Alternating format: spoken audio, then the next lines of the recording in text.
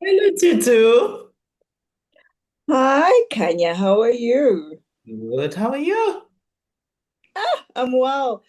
Just woke up and it's a little bit chilly, but I enjoy the chilly because I can control it than the heat, so I'm good. Yeah, yeah.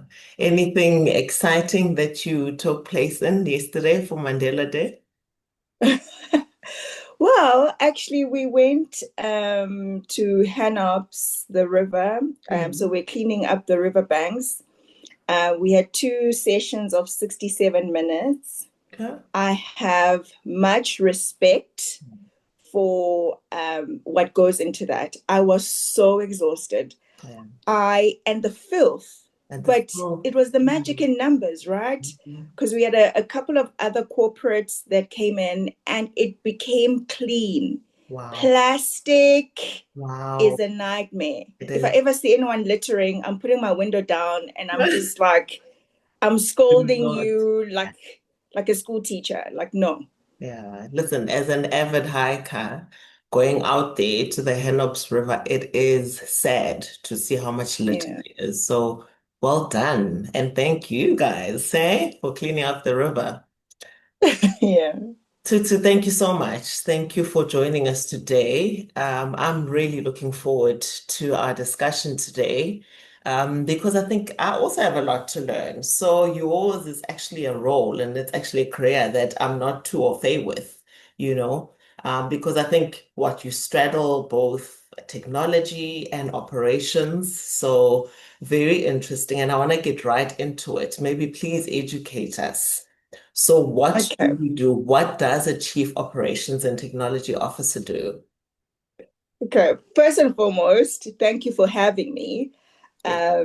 I think as an avid follower of you and a close friend as well, this platform, I don't take it for granted. In fact, I'm honored for having me here. Then, secondly, the career of operations and technology, at the core of it, it's a Mm. people's game. Okay. If you don't understand or aspire to understand and walk into people's shoes, Mm. it's not for you. Sure. Very. That's at the core of it. Yeah. So in terms of what I do, Mm. I will talk on what we do and then what I do. Okay. Okay, so what we do, we are the engine of the bank. Mm. Okay, Mm. so with every organization, you get the sort of hunters. So Mhm. that'll be your front line. They go get the business from a Yes. corporate perspective, from an institution perspective, they bring back the business. Yes. We are the gatherers, we are the processors, we are the nurturers. We ensure that what you've hunted is nurtured and looked after. Okay. Okay. And the role of operations and technology safeguards the institution to which you work in. Mm. And what is core is for a long time, operations ran separately, Mm. technology ran separately, but Mm. technology is the operations of the bank. It runs the bank day to day. Yeah. Operations was just seen as these are your processes that you run, whatever the case might be. But with the growth of data Yeah. being the glue and the catalyst between the two, Yeah. most organizations have brought together operations and technology. Okay. So if you ever want to know what we do, we call ourselves the engine room of the bank. Yeah. And if you think of what the engine does, it Yeah. all starts and ends within the engine. So that's the importance. What I do Mm. is you have highly competent individuals that have been running this for years. I Yeah. think if you ever had to put together the tenure of operations staff versus any other staff, we probably are the leading. So you almost have people that have been in the organization for so long, they understand the kinks and everything else. Yeah. All you do as a leader is to ensure that we think of the blind spots. In most cases, they let you know how Mm. you solve them, how you remove the blockers, and Mhm. you're a bridge to Mm. what we do in the engine room, to what the hunters are promising outside of the institution, Mm. what we can offer, Mm. what would be the risk that we offer, Mm. and pull those together. So it's almost, how do you bridge the two so that it's not a throw over? You've promised a Ferrari, Yeah. and we all know that we're probably driving a Mercedes for now, Yeah. with growth to happen. But Mm. it's just about how you bridge the understanding of what we do Mm. versus what you are promising to our clients. Mm. Sure. So there's a lot of bridging, there's a lot of people, there's a lot of systems, there's a lot of IT. So if I wanted to, there's someone out there who's aspiring to be in your role. So what, in your opinion, would be the qualities that makes one good at what you do? You have to be able to listen. Listen. You have to be a team player. Mm. In operations and technology, they're no stars. Sure. They know stars. It's not a one-man show. Mm. You have to be a collaborator Mm. outside of your norm. Mm. So, as operations and technology, we can sing each other praises, Mm. but if our stakeholders don't sing the same praise, there's a gap. Yeah. So, it's continuously being someone that's able to take feedback, Yeah. mind the gap of where we are, where the expectations are of our stakeholders, Mm. be able to understand the issues of the end goal. And Yeah. the end goal is always the client, and the client can be internal to you and external to yourself. Okay. So if you are a person that cannot be carried Yeah. and does not want to be carried Yeah. and wants to be the single uttermost hero, Yeah. operations and technology are not for you. You go to sales. Huh? Go to sales. Yeah. Go to sales.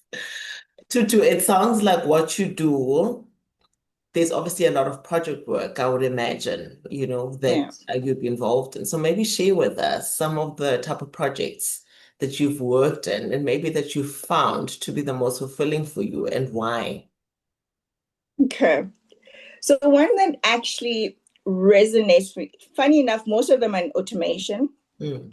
but it's not the automation that has made me excited. Mm. I love the underdog, and I also love something that many would have tried and maybe not have been able to just get the right combination. Mm. So there was a project right at my leadership start of my leadership and executive type of roles, Yeah. that had been around for almost 5 years, Mm. highly invested in. Mm. And I was sitting in, so I was data management, and I'm sitting in those meetings, and we're Yeah. talking about this project, and it had many sponsors already. I think it already had 2 sponsors. So I'm Sure. sitting in the meeting. I've just started in this organization. Yeah. And every time the name of this project comes up, Yeah. everyone just like shrinks. Like Sure. everyone is just passing around the buck. There's too many issues. And I remember sitting in that room and I'm thinking, whatever happens, may I never become the sponsor of this project. Mm. Fast forward 6 months in the role, Yeah. everyone is kind of thinking, okay, maybe we could just pass this one on to you. And it is about data, so you got to figure it out. Yes. And they pass it on to myself, and I'm thinking, Oh, oh, God. oh, oh. And I took a step back. Mm. And the core of it was to be able to couple the project, Mm. identify individuals Mm. that are going to be great at the project. Some Mm. were the hardest personalities to Sure. work with. Yeah. So these are individuals that are very astute in the process technically. So Mm. data architects that have been with an organization for long, Mm. people that have been learning, relearning, and upgrading themselves. So they are knowing what is at the age of data projects. So they know much more than myself. Yes. And you've got business owners to which we require their data, their responsibility. And they're saying, this is not our priority right now. You are solving this for the corporate. Yeah. I, as an individual business pillar, I've got my other, things that I need to worry about. I need to solve for my client type in institution, my corporate client, And Mm. you telling me that you want to put in corporate clients and institutional clients for the wider of the bank, that's not my priority. Sure. So it was about getting the vision clear, crisp, succinct, Mm. identifying the values for each of these businesses and articulating that. Mm. And also the level of humility one needed to bring into those conversations Yeah. to gain the trust Yeah. from the individuals that knew. So they back you Yeah. and you all align to the same vision. There Sure. were tears, Sure. lots of prayer, I'm sure. like literally saying, God, lead me Sure. and understand. And we went live. You are And it kidding. was the first of its kind Sure. for this institution. Sure. So when people talk about cleaning up of client data, cleaning up of static and reference data for the bank, I can say we did it. Sure. And this had been a And hot that potato for was 5 years. very fulfilling. Yeah. Well done. That Yeah. sounds like I literally got goosebumps when you said we went live because I was just like, because I wondered, because I always like to ask my guests, what are some of the biggest challenges that you've had to face, right, in your career? And it sounds definitely, I think this is probably one of the ones that are top of your list. Yeah. Yeah. But maybe are there any other challenges? Because I think, Tutu, when people see people like yourself who have grown so much in your career, who sits at the most senior offices in organizations, they automatically, I don't know, sometimes they think, it's cruising, right? You sit in offices, you speak English all day, you sip tea all day. But for me, it's always important to also highlight that it's not always, Mm. roses, and maybe just to share maybe another challenge Yeah. that you've had to I face. think the biggest challenge was more of a personal growth Okay. and coming into your own in the corporate sense. Okay. So I think this was, I always remember the date to the T. It was the 5th of June, but I need to almost provide the prelude of what had happened. Yeah. So two years prior to the incident, Mm. I had been invited by one of the leading data experts in the world, so to speak. And he had done work for us in that organization Mm. in South Africa. And he said to me, I actually want you to be part of a panel Mm. where we are talking about women and how they've grown and how they've gained their voice Mm. organizationally, and what does it mean to own your voice. Yeah. So I went into that and I thought I knew what it meant to have gained your voice. Yes. But it was the incident 2 years post Mm. where I was at my lowest. Mm. So it was one of the biggest projects. And I had, so now with the lessons learned in the previous implementation, I knew what worked. Mm. It's the individual lobbying of key decision makers, Mm. talking to them, Mm. asking them how to make the solution better, Mm. and engaging prior to a decision making body. Mm. And this particular proposal had been kicked so many times Mm. that there was thorough work making sure that the model made sense for Mm. the businesses that would be impacted and for the organization. Yeah. Now it was D-Day. So in my mind, I was clear that this was an approval meeting, and Okay. individuals that had influenced even the trajectory of the paper, key Yeah. decision makers Yeah. in that meeting, rejected Sure. the Sure. paper. Okay. They rejected the solution. They asked a question of what is the value, want quantifiable value. For me, that personally broke me Mm. because I actually went through all the processes and I said, okay, actually, mm, this particular reason mm, for the rejection of this particular proposal mm, was personal. mm. It all boiled. Was it personal or did you feel like it was personal for you? I felt that with everything else and the successes that had been achieved, Mm, it almost was no, not again. mm, Like, no, mm, we've proposed this before, everyone rejected it. You're mm. not going to be the one that takes the shine Oh. from this. Mm, And it was really based on the conversation that had been had.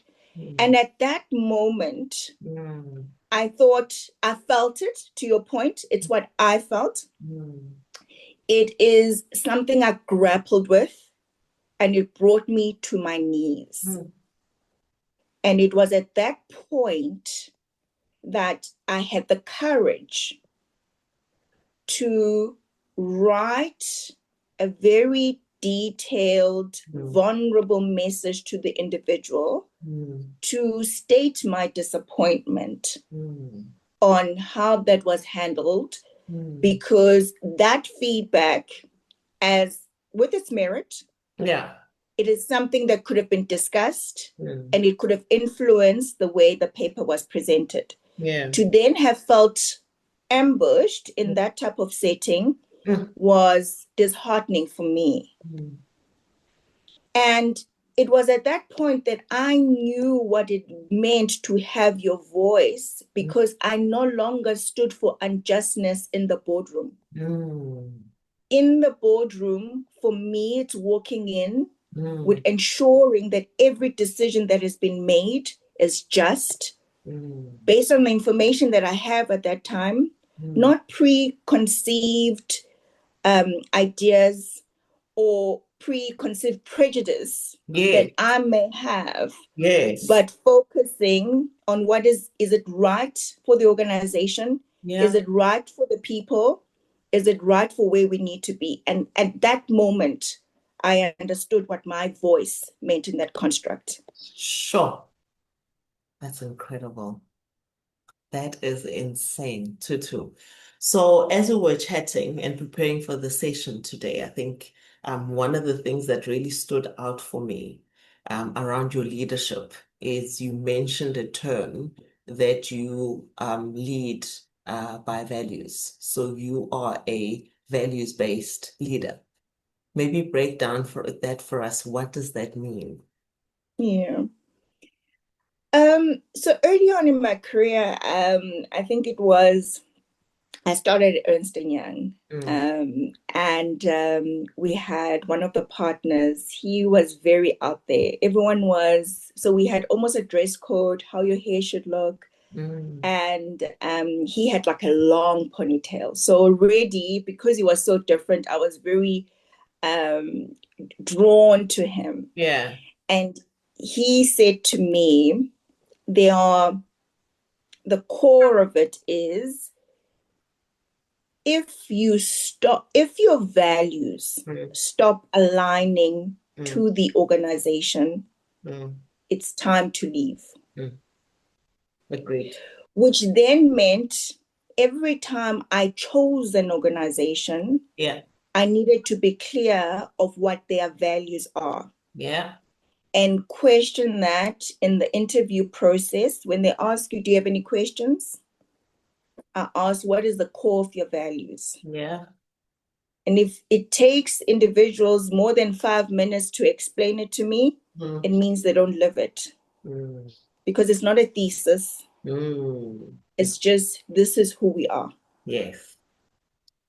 And everything else speaks for itself. Yeah. So for me, being a values leader is having to work for organizations to which the values align to myself Mm, and people at the core of it, mm, and evidence that it does, and mm, it's implied, mm, the reputation of the organization mm, in terms of ethics. mm, And also, because the organization that you may work with, you work in a very rife environment. mm, It's the managing mm, of those transgressions mm, and ethics in the right way. mm, So, ethical leadership is core to my values. mm, Knowing and understanding people mm, and making decisions mm, for the right of the people in those organizations, mm, and then making sure that the culture mm, of the organization is one that is conducive mm, and is aligned to the core values of any individual. mm. And where does one feel and see that so you mentioned it's not a thesis, right? So how do you test the lived values within an organization? So, you know, when you walk into, okay, so when you start, right, Mm, the organization that I'm in now, one of the core values that is we here for good. mm, Okay. So mm, you can split that into two. mm, Here for good, you could say, I am here to do forever. I'm here for good. Like I'm not going anywhere. We here for good in mm. terms of as an institution, we're gonna Yeah, grow, we're gonna be here for many, many years. yeah. But most of it is we do the right things for our people, for our clients, for our key shareholders, whatever the case might be. Mm, And where you see that is the type of investments that this organization will make for the growth of the continent. mm, You see the type of projects that they get called out for, projects that it's either it leads into industries, mm, logistics, transportation, the connection, bringing in investment and capital into the continent and the likes. mm, And also it is almost an institution that focuses on emerging markets. mm, So already if your core business is in emerging markets, it mm. means that you are trying to grow the economy in other markets that are trying to get there. And within the people, there's one thing that is just phenomenal. So we've Yeah. had a new policy that has come up, Yeah. and fathers are getting 5 months Oh, wow. of paternity leave. Oh, wow. That's amazing. Sure. Okay. No, that is And really, right, yeah, yeah, yeah, yeah, yeah. That's incredible. Sure. and the thing is, it's actually called parental. So regardless of whether we don't call it paternity. So I need to be mindful of that. It's called Mm, parental. So even if you're not the carrier of the child and mm, sort of in a different types of relationships, if you now have a new child that's come into your love home, that. you get 5 months Sure. to be there as part of that weaning and process. Yeah. So it's small things like that. And also one of the key is just investing in the growth. Mm, We talk about mentorship, mm, we talk about sponsorship, mm, and at leadership and executive type of roles, sponsorship is critical. mm, And it's moving away from having those type of conversations mm, being um, metric based, saying, mm. okay, well, we've got a scorecard, we've got regulators that are coming in asking Yeah. us about that. It's about what does it mean for the organization for us, Yeah. and to work for organization that says we want our Black African Mm, executives mhm, to have sponsors, mm, because we are seeing that representation is something that we need to work on at mm. the highest level, like group led type of roles. So, Yes. how do we identify sponsors Yeah. from that level and actually be open about this program and drive it? Mm, So, to own that and say it's for us to grow for us and it's not influenced by regulators, it mm. means that's the core of your Love value, that. and you're driving it and you're practical about it Mm, and you are open about it. mm. So it's those type of things, Yes. and and So it's and lived organizations out. Yeah. Sure. day No, to no, day. no. That's incredible. And I think offline we need to pick up that discussion. Sure. Because you guys are doing some really, really nice stuff around people. Very Yeah. interesting. So Tutu, so as you know, all of us I think who are outside of the technology space are very scared that technology is gonna take over all our jobs. And we're gonna all have no jobs to do. But obviously that's far-fetched. But I think for you, being in the space, how do you see technology evolving and really impacting jobs or careers? Um, so most of the time I ask the question that Mm. do most people still remember dialing the number and then on the other line exchange picks up. Yes. Hi, exchange, please can you put me through to XYZ? And you put me through, right? Yeah, We survived. we did. People were not unemployed. Yeah, Telcom still exists. yeah, Telcom just reinvented themselves. They're now in fiber because we're now wireless, we're now Wi-Fi based and yeah, the likes. yeah. It is the ability to be nimble and aligning to change. Mm, It is the ability to be willing mm, to learn, unlearn, and the openness to be taught and embracing change. We mm, ride the wave. It's inevitable.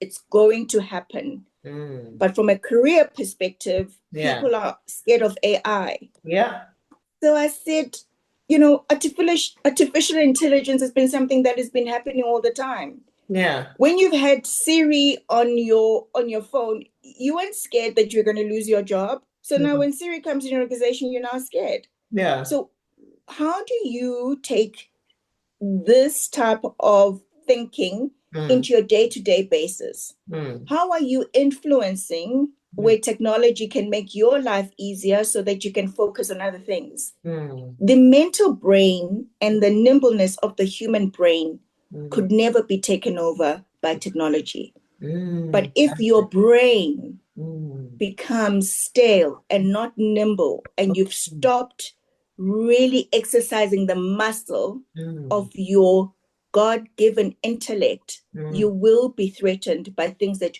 we have created. Yes, sure. So it's in being able to be nimble enough to evolve with the change. Got you. Got you loud and clear. Oh my gosh, I'm looking at the time. It is actually horrific. So I'm going to ask you my very last question, and I know we are Okay. really almost out of my very last question. I think many people will be curious just around your own career and some of the choices that you've made. Maybe share with us what were some of the pivotal career choices that you have made that have led you to the career that you are now in. Okay. So I started my career in auditing and it was IT auditing. I Mm, enjoyed it. I loved it and it was in consulting, so it was very exciting. mm, What I did not like mm. is I felt that as auditors, you don't propose or instruct solutions, you Sure. make recommendations. Yes. Okay. And management can take those recommendations and own them. Yeah. I felt that was a cop out. Yeah. I felt that, you could recommend something, you don't held accountable for it. Yeah. And I wanted to provide solutions that are, if it works, wonderful. If Okay. it does not work, I'm jointly accountable for it not working and Okay. owning that particular solution. Mm, So then I knew that auditing wasn't for me. mm, And I wanted to move further into the business to mm, solve the issues. And once you've understood risk and control, the value that you provide in an operational or organization is immense. Even the way of thinking, it's mm, identifying the risk, making sure that the risk adversities or risk issues actually enable a better solution that is robust. mm, And also the birth of my children. mm, I found that with every time that I just come back from maternity, I wanted more. mm, I wanted more for those little girls that I held. And I said, okay, now you are here. Who mm, should mom be that's better? mm. And just wanted more for myself. And actually, that's when I had the courage to be bold in sort of roles that I knew I didn't qualify for at the time, but the ability to be bold. And most of my big roles, I started already pregnant because that's just when I always felt now Sure. I'm ready. Oh, and people wow. would take chances on me, Yeah. pregnant. And I'm like, but I'm going to be on maternity leave. Says, what does that have to do with Oh, anything? wow. So those were the key, and also just sticking to the role. Mm, I just knew that, to be honest, if I'm open, I wanted to be a chief. mm, At some point, I wanted to be chief risk, and I thought, I feel like you are on the sidelines, you're not in the grit. And then I yeah. thought, okay, maybe COO, which Yeah. I did, and Yeah. then the progression was now chief technology, and then was the marriage of operations and technology, key things that actually keep me ticking because you're always on the front edge of change. Oh, wow. Sure. Very interesting. Very interesting. Toots, thank you so much. I have learned so much from you today, and I'm sure without a doubt that our community is going to take so much from our conversation. I mean, I could speak to you until the cows come home. Really, it's been such a pleasure chatting to you. Thank you, and have a wonderful day further. Thank you so much, Kanya. Thank you so much to everyone that is listening. The one thing that I want to tell you, back yourself. Mm, When you back yourself, others will trust mm, to back you too. And you always say that. Always say that. Thank you, Tutu. Choose, choose. Thank you. Bye. Bye.